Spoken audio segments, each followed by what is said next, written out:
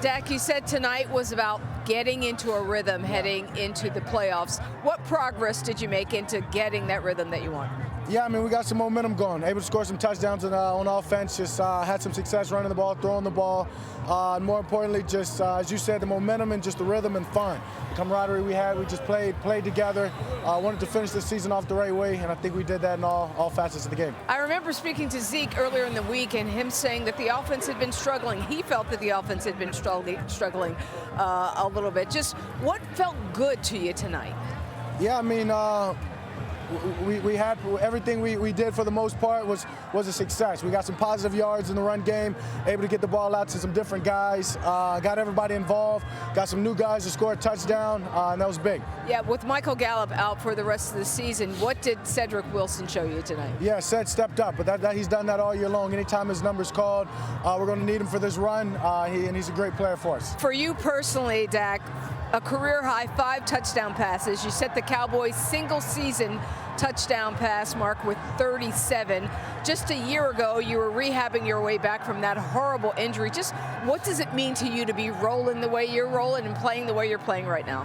I mean, it's special, but I mean, that record like that's this team, that's this offense. All the different guys that caught passes, the guys that protected, everybody played a part in it, and I'm just the beneficiary of it. But to know where I was a year ago, to be where we are now, heading to the playoffs, very excited. Next week is go time. Just how much do you want to see Arizona again? Maybe another shot at them? It doesn't matter. Line them up. To get to where we got to go, we want to beat the best, and you've got to beat the best. So whoever it is, wherever it is, we're ready for this run. Thanks, Dak. Congratulations on the win. Good luck in the playoffs. Thank you. Thank you. Louis Riddick and Brian Greasy join us now. And Brian is the quarterback of that duo. I'll stay with you here first because we just heard Dak talk about momentum and rhythm.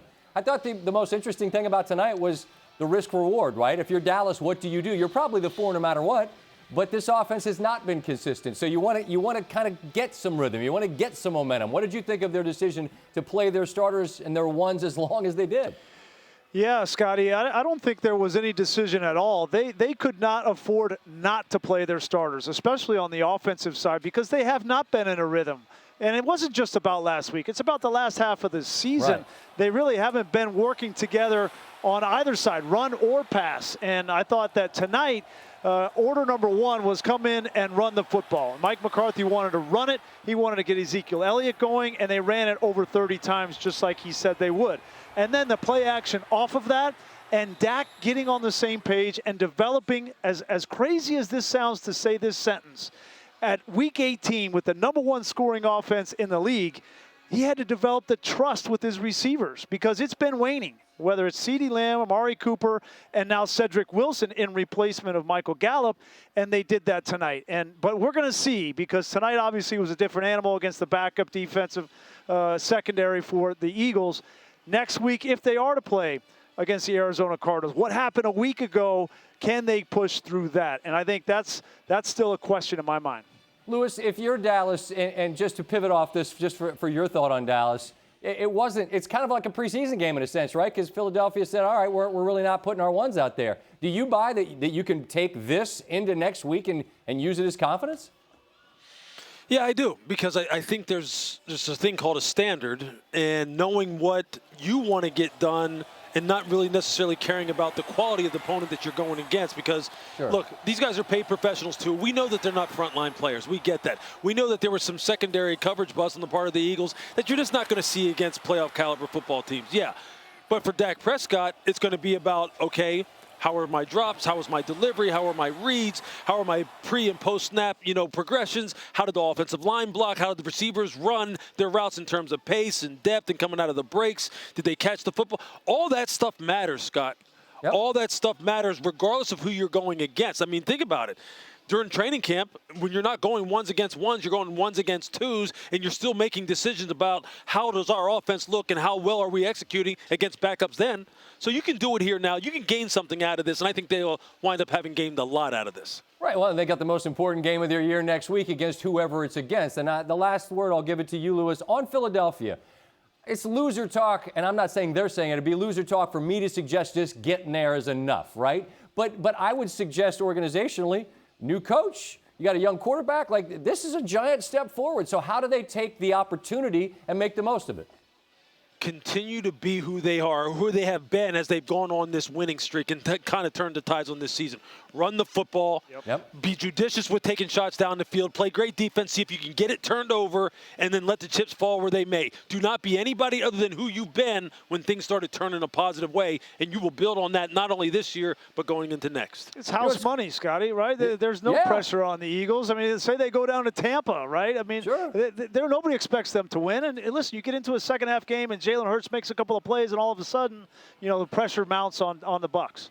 You know what's fun about this is every week when I say so long, I always say where we'll talk to you next. And what's fun right now, we don't have any idea where or who, and that's a cool thing. We'll find out tomorrow what game that is, and whatever it is, it'll be a playoff game, and that'll be a blast. Look forward to talking, guys. You bet. Thanks, Scotty. All right, let's do our research on this one. Dak Prescott, significant game, throwing for a career-high 5 touchdowns, excelling when letting it fly. 7 for 7, 189 yards, and a touchdown on throws at least 10 yards downfield. The win cemented a perfect 6-0 campaign for the Cowboys in divisional play. That's the first undefeated mark since late 90s, 98 to be specific. They scored 40 points per game in the matchups, the most by any team against their division since this merger in 1970. As for the Eagles, they head into the playoffs at 9-8. 0-7 against teams currently above 500, which would be the worst mark by any playoff team in the NFL history, as a matter of fact, unless the Saints were to win tomorrow.